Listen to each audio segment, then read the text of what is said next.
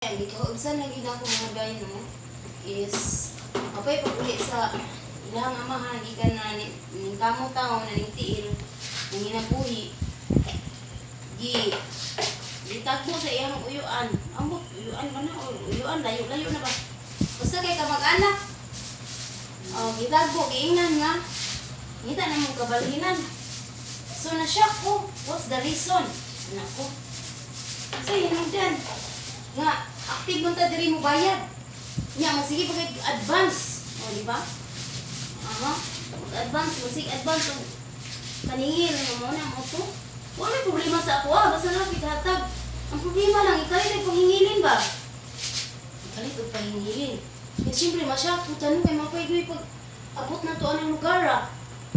mapay pag wala pag ikaw man pangarin sa mga butang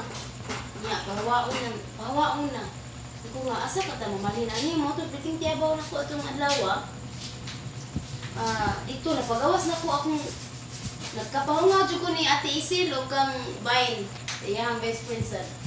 then human ato diri na ko ni ani ni Ate Irene May mukamot ma. wa na ko iluha ko abot ko diri mo ta Irene wa na ko iluha ato kay ubas naman dito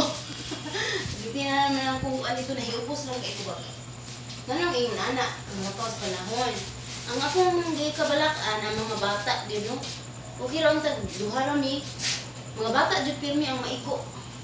Kung dunay mga problema ngayon ini mga pagsulay ngayon pero sige okay lang. Kay wa gyud akong basag diskimo kay na bibili gida. May gani kay sakto pod nga kuan kanang pwede pa diri di ay makuyan. So mo ni nga diri na lang ni. Ang ako amang kung kuan ta ang ako